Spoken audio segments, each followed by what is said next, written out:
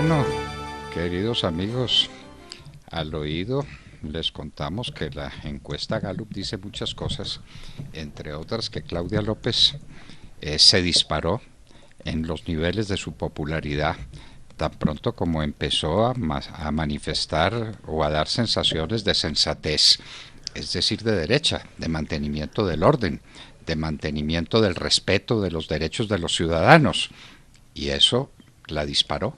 Sí, Claudia López sí, no es por lo menos cambió el tono, ¿no? Cambió el tono que traía en la campaña, que fue un tono muy difícil, y cambió por completo el tono, me parece a mí. Claudia no es una persona que goce de mucha popularidad, de hecho en su vida pública, ella siempre ha sido una mujer del 25, del 24, ha llegado al 30, y antes de ser alcaldesa de Bogotá, estaba en el 18, el 21, llegó inclusive a tener una popularidad solamente del 14% el año pasado, en la medición más reciente de Gallup, que es la de diciembre. Ya para esta, dobla esa posibilidad y ya tiene el 30% de favorabilidad. Y su desfavorabilidad, que era del 80%, cae al 60%. Bueno, en todo caso, muchas lecciones se sacan de estas encuestas, ¿no? Y muy preocupante la situación de popularidad del presidente Duque. Uno gobernar cuando lo respalda el 23% de la población, precisamente porque no se toman posiciones. Esto no es un castigo al presidente Duque por una posición o por otra. Es un castigo por la falta de decisión del presidente Duque sobre los temas esenciales del país. ¿Dónde está la lucha contra el narcotráfico? La lucha contra la guerrilla. ¿Dónde está el desarrollo de un plan exportador que valga la pena? De apoyo a la industria colombiana, pero a fondo.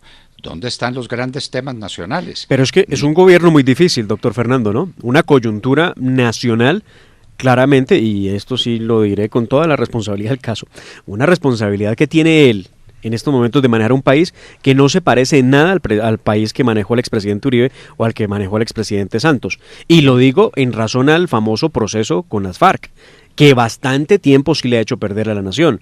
Unos dicen que gracias a eso es que hay paz, pero pues la paz no la vemos por ninguna parte. Pero no es lo mismo, unas cortes muy complicadas, vea usted lo que pasa en la Corte Suprema de Justicia, vea usted las posturas que tiene la Corte Constitucional, corte que en una gran mayoría fue elegida por el presidente Juan Manuel Santos. Es muy difícil, la verdad. Pues diciendo. La situación, saber navegarlo, ¿no? La situación que asumió, con la que asumió el presidente Uribe fue una situación mucho más difícil. Las FARC eran dueñas de la mitad del territorio nacional. Los alcaldes estaban refugiados en las cabeceras departamentales. Usted lo sabe muy bien. No había país. No había país y no tenía Congreso que lo respaldara. El presidente Uribe llegó sin un congresista que lo respaldara. Me parece bastante más difícil la situación que tenía el presidente Uribe cuando empezó su gobierno que la situación que ha tenido el presidente Duque, con un gran respaldo en el Congreso de la República, con el partido triunfante que era el Centro Democrático, con otros partidos que se le adherían, con una gran simpatía y con una gran esperanza para salir de la negra noche que era el gobierno de Santos. De manera que pues no coincidimos en esa visión de la historia de Mar. Pues doctor Fernando, y es que, bueno, yo, ¿por qué lo digo? Y simplemente este apuntecito y lo dejo ahí. Es que el presidente Álvaro Uribe, el gobierno de ustedes, en ese primer gobierno, sin lugar a dudas el mejor gobierno que hubo, porque luego el segundo estuvo lleno de problemas, pero en ese se pudo gobernar, tenía una definición clara, y es que a los bandidos había que atacarlos y había que o darlos debajo o capturarlos. En este gobierno no puede ser visto así porque han creado figuras nuevas, ¿no? No recuerdo, doctor Fernando, en el 2003, el 2004, hubiera, por ejemplo, temas de líderes sociales. Yo no recuerdo que eso hubiera sido noticia nunca. Nunca se hablaba de ellos. Hoy se habla, obviamente, de líderes sociales, hoy se habla de la guerrilla desmovilizada, hoy se habla de la orden de cumplir los acuerdos, hoy tenemos a la ONU en Colombia interfiriendo en política interna, hoy tenemos una cantidad de elementos difíciles. También la teníamos en su momento, la ONU estaba metida en todos los asuntos del país, pero si yo la tenía que lidiar. Pero la ponían en su lugar. Pero desde luego. Y sin necesidad de declaraciones públicas, allá nos reuníamos con el señor ese de la ONU y lo poníamos en su sitio. Usted opina de lo que tiene que opinar. A ver, y emita un juicio de valor sobre lo que estamos haciendo. No, el presidente Uribe no las tenía todas consigo. ¿Qué tal la crisis económica que asumió el presidente Uribe? ¿Qué tal la crisis económica? Pavorosa, pavorosa. Bueno, tuvo un congreso más sensato, doctor Fernando. Sí. ¿Más sensato o más convencido? No sé, o tuvieron un gran trabajo y lograron convencer a un congreso de que estoy echando para adelante. Bueno, y entonces ahora, ¿por qué no se hace lo mismo? No, pues vaya usted convenza a las FARC de una cosa diferente. No, vaya convenza a Gustavo Petro de una cosa diferente. No, a las FARC no. También teníamos un elemento radical de izquierda que comandaba el doctor Carlos Gaviria Díaz con todos sus muchachos. Teníamos al Partido Liberal haciendo frente. Bueno, tenían dos partidos. Hoy tienen ustedes a el Polo Democrático, a los Decentes, a la Colombia Humana, al Partido Verde. Todo eso es izquierda, todo eso es izquierda, es una sola palabra, es izquierda, que la teníamos también en su momento. Y la teníamos y apoyada con el Partido Liberal, y fue capaz el presidente Uribe de gobernar y de hacer el gobierno que hizo, y de manejar la economía como la manejó, y de ampliar las exportaciones, y de poner a la gente a vivir en calma y en tranquilidad en todo el país. Y teníamos la mitad del país en manos de las FARC, no se le olvide ese pequeño detalle. Claro. Y había ELN también, y estaba Pablito y estaban todos esos bandidos. Y se hizo la paz. Había resolución a través de la fuerza. Había golpes militares. Del derecho. Claro, del derecho. Con el poder que le da el Estado y que tiene del para derecho poder que usarlo. es coercible. El derecho es coercible. Y se utilizó esa fuerza legítima. Y entonces los bandidos... 60 líderes de las FARC dados de baja en el gobierno del expresidente Uribe. Y se combatió la cocaína como había que combatirla, sin contemplaciones, a fondo, de verdad. Extinción de dominio toda, erradicación de cultivos desde el aire todos, extradición a todos los bandidos que se pedían desde los Estados Unidos. Porque había que defender el país de la cocaína. Estábamos también llenos de cocaína. Para aquel entonces 140.000 hectáreas. Sí. 140 y tantas mil hectáreas. Era todo el país inundado de coca. Claro, pero bueno, un gobierno, doctor Fernando, donde había decisión claramente para atacar los temas neurálgicos. Entendieron ustedes que el tema era acabando el narcotráfico, atacándolo. Pero entonces vuelvo a mi tema. Es que ahora el gobierno de Iván Duque tiene que enfrentar una constitución que ya no tiene 13 títulos, 380 artículos, sino una constitución con esos mismos, más 310 o 12 páginas que tiene el acuerdo con las FARC y que a juro lo quieren hacer cumplir día a día. Porque eso está porque está a la luz de los convenios de Ginebra, porque está la ONU haciendo presión en Colombia, porque la extrema izquierda ha logrado aumentar su presencia en el Congreso. Hay unas situaciones bastante complejas que no hacen fácil. Mire usted, ¿a quién se le ocurría que el glifosato podía ser, lo hubieran podido sacar del juego político? ¿Cómo lo intentaron? Pues usted tiene muy mala memoria. Yo le muestro los recortes de prensa, la lucha contra el glifosato y la lucha desde la Dirección Nacional de Estupefacientes con el coronel Plazas. Ahí está toda la historia, igualitica la historia. Nos querían impedir las fumigaciones aéreas, pero como había decisión y había pantalones, fumigamos. ¿Cuál fue el costo, doctor Fernando? Mire la diferencia, ahí está la diferencia también. Los ministros de aquel entonces, los ministros de ahora, asumían el costo político de lo que hacían. Pero como corresponde, Demar, como corresponde. ¿De quién es la responsabilidad política? Del poder político. Los militares cumplen su deber de respetar la Constitución y el primer mandato de la Constitución es que hay un gobierno y unas instituciones que ellos hacen respetar.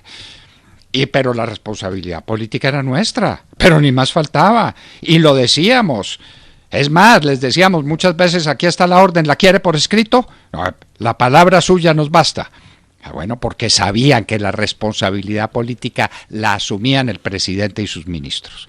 Y eso le merecía al presidente tener una favorabilidad a estas alturas de su gobierno del 77%. Estamos hablando de febrero de 2004.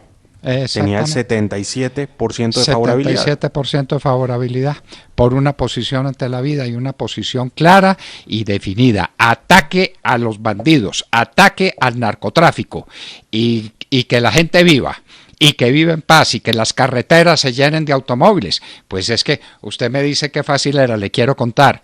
Cuando llegó el presidente Uribe al poder no había ninguna carretera donde hubiera un tránsito suficiente para cumplir los mínimos que estaban pactados con los que manejaban la carretera, con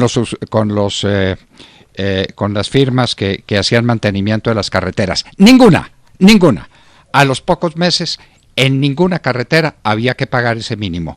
El tránsito era perfectamente normal en todo el país. No digamos que es que ahora tocó muy difícil y que antes era muy fácil. Después de 8 años de un gobierno donde le otorgaron derechos impensables a tantos sectores de la sociedad, vaya, quíteselos usted. Vaya, dígale usted a los indígenas, es que ustedes no tienen derecho a interrumpir el tráfico por la carretera panamericana, a ver cómo le contestan. Y además vuelvo a lo mismo, la decisión, que ese sí es un problema real. Y a nosotros no nos invadieron la carretera panamericana. Pero duraba más un alfajor en la puerta de un colegio. Pero nos la invadieron. Y vinieron los indígenas y se reunieron en la María. No, señor, la carretera panamericana no se invade. Esa era una posición política y no la invadieron. Y de la María se tuvieron que volver para sus casas sin un aporreado, sin un herido, sin violencia contra nadie. Ejercicio de la autoridad, que era lo que había. No había un régimen de violencia y que es que el poder militar, en absoluto, era la fuerza del derecho.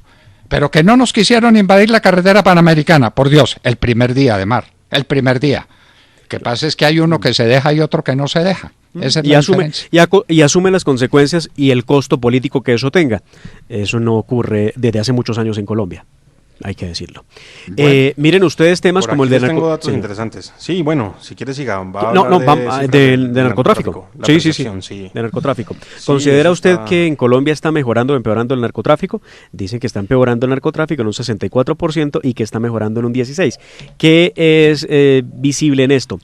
Que aumenta de Santos al presidente Duque, va en aumento la percepción de que empeora el asunto del narcotráfico. Es como si no se estuviera combatiendo, más o menos. Pues si esto se lo tomó el narcotráfico, pues hace rato, es lo que venimos diciendo hace rato. Y hay repúblicas independientes, y el presidente Uribe no aceptó repúblicas independientes. Y los bandidos que quedaban, pues que no eran muchos, usted lo recuerda, y otros se tuvieron que ir para el Ecuador y para Venezuela, estaban metidos en lo profundo de la selva, y el ejército persiguiéndolos. No esperando a ver cuándo aparecían para responder. Un ejército a la defensiva, no. Un ejército buscando los bandidos donde quiera que estuvieran. Pero no diga eso, porque entonces ya empiezan a decir, claro, es que ese ejército era la defensiva y entonces los falsos positivos, y vea dónde estamos. Mire los falsos positivos, claro, pero porque no había responsabilidad política del tema. A ver, ¿dónde está el falso positivo? A ver, muéstrame dónde están las pruebas. ¿O es que no hicimos debate sobre el tema, sobre la Comuna 13 y sobre todos los ataques del ejército a los bandidos? No nos hicieron debates, pero por favor. El tema se traduce o se reduce más bien, si me lo permiten, en una palabra: decisión. Bueno, muy bien.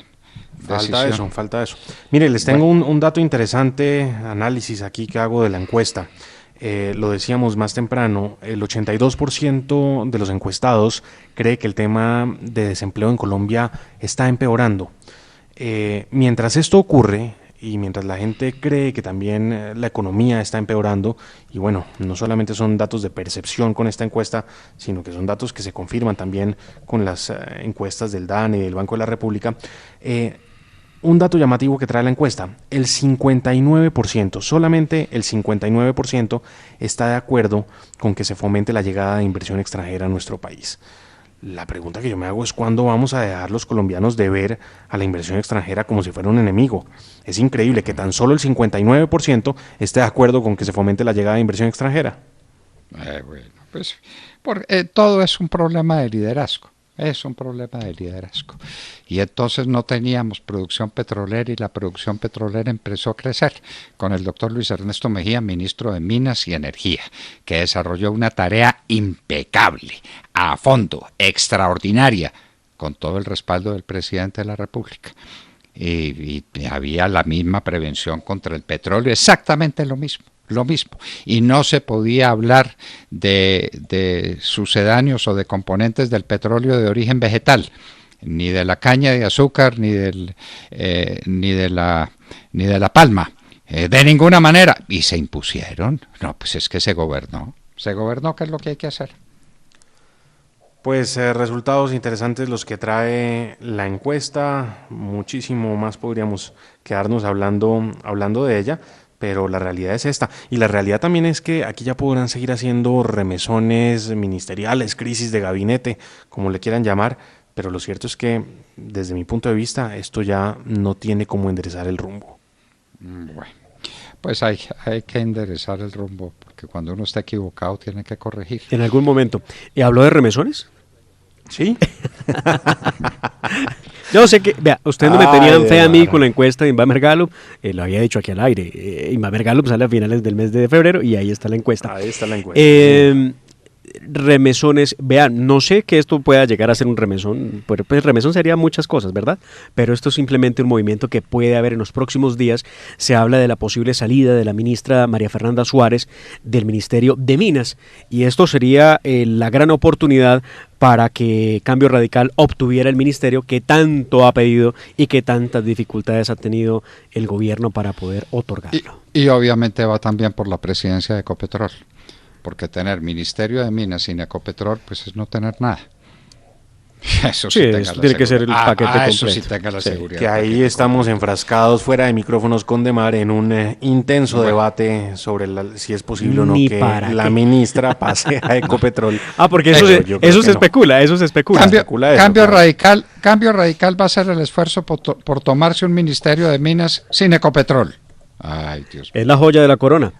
Sí, sin lugar a dudas. Vale 5 centavos. Sin lugar a dudas. Bueno, le quiero contar que la economía mundial enfrenta el peor año desde 2009, el de la gran crisis económica mundial por el coronavirus. ¿Quién se lo iba a imaginar, no? Bueno, muy bien. Un virus tiene en alerta máxima a la humanidad entera. Oiga, y en alerta estuvieron los compatriotas repatriados, ¿no? A las 3 de la mañana se reventó. Esto es increíble. Es que aquí no salimos. Esto solo pasa en Colombia. Otro, ¿no? O sea, duramos 15 días arreglando el lugar donde iban a llegar. Bueno, no, de hecho, no nos decían. Esto era un tema casi que de secreto de Estado. Sí, no nos decían dónde iban a llegar. Más o menos. Seguridad nacional. Sí. Y entonces logran a las 2 pasaditas llegar al complejo deportivo, instalarse, y luego pasado unos cuantos minutos se revienta un tubo, hay emergencia, hay humo. Porque habrán llegado todos a bañarse, además. Porque no habían abierto las llaves. Se les olvidó ese pequeño detalle. Pero me preocupa la suerte del fontanero, eso sí. Lo tenemos todo preparado, pero no habían verificado si funcionaba el agua y si funcionaba la luz. Pero todo estaba preparado. Sí, porque la ruptura del tubo desembocó en humo, porque se produjo un cortocircuito. Y pues hubo pánico, tuvieron que salirse de allí para... Y llegaron los bomberos, llegaron ambulancias. Esos bomberos no se sabe quién estaba más asustado, ¿no? Los bomberos hay que ponerlos en cuarentena. No, el plomero que arregló el tubo. Bueno, también en cuarentena. Ahí debió haber quedado, claro. Obviamente. Bueno, Rusia cierra fronteras para el ingreso de personas desde Corea del Sur. Queridos amigos, esto del coronavirus va en serio, y el primero que va a resolver el problema, ¿quién es? China. ¿Cómo van los contagios en China y cómo van las muertes en China? Cada día las cifras son mejores. ¿Mejores, o sea, menos? ¿Sí? Claro, menos contagios y menos muertos. Claro, sí, pero fuera de China cada día las cifras son peores, ¿no? Claro, y Corea, pero fíjese usted la concurrencia de chambonadas y de equivocaciones que hay en Corea del Sur. Hay una secta religiosa que se sentó a convivir con el coronavirus, que no lo denunció, y ahí es donde está el gran foco de crecimiento del coronavirus en Corea del Sur. En Italia, ¿qué pasó? La chambonada de un hospital. Sí, pero bueno, igual aquí no nos preocupemos, aquí sí estamos listos, acá no cometeremos los errores de Corea del Sur ni de Italia. Estamos listos para y vamos a preparar las tuberías para que funcionen. para que funcionen. Muy complicada la situación. Mire, Corea del Sur, una noticia trágica, la que se registró ayer, fue el suicidio de quien lideraba el equipo de respuesta ante esta emergencia del coronavirus. Salió de una reunión, se parqueó al lado de un puente y se tiró. Estamos hablando de quien era el máximo responsable de hacerle frente al coronavirus en Corea del Sur. Muy difícil. No, mala noticia. Sí, no es muy alentadora la noticia. Esto no ayuda, sí, esto no ayuda. No es muy alentadora. Hay una declaración de la de la vicepresidente muy importante, hablando del Canal del Dique, que será una de las obras ambientales más importantes de América, dice Marta Lucía Ramírez. Ojalá pensemos en otra cosa, y el Canal del Dique es importantísimo, pero pues hay que trabajar en el Canal del Dique y en tantas cosas en las que no se está trabajando. Felicitaciones a Marta Lucía Ramírez por recordarnos que existen otras cosas distintas del coronavirus y de las FARC y de todo esto en lo que compone nuestra experiencia cotidiana. Dólar por encima de 3.500 pesos. Sí, señor. Sí, señor. Por encima de 3.500. Tremendo. Está a 3.530 pesos, me parece que es el valor que tiene ahora, como resultado de la crisis mundial y de nuestra incapacidad para exportar. Es que no estamos exportando nada. Es que nuestro déficit de balanza comercial es de casi 11.000 millones de dólares. El déficit en cuenta corriente no nos lo han querido contar, no nos lo quieren revelar, de tan vergonzoso que es y tan dramático. Entonces tenemos que ponernos en un plan de promoción de exportaciones que no estamos haciendo, y hay que decirlo, persona tan simpática, tan amable, tan querida como el ministro de Industria y Comercio, su gestión es un desastre, es una catástrofe. Mídanla por la medida más o las medidas más importantes que hay. Sector externo de la economía en Barrena. Industria en Colombia, un desastre. Esos son los resultados. Que es que tenemos, que es que hacemos, que es que los programas, que es que los planes. La realidad es esa, señor ministro. La realidad es esa. Los resultados mandan. Y hoy, yo no sé si ya lograron arrancar la sesión, hay sala plena en la Corte Suprema de Justicia para elegir a los magistrados que hace falta en la corporación. Lo van a hacer, obviamente, con 15 votos, muy por fuera de lo que dice el mismo reglamento de la Corte, que requiere pues de esas 2/3 partes, sobre 23 y no sobre 15.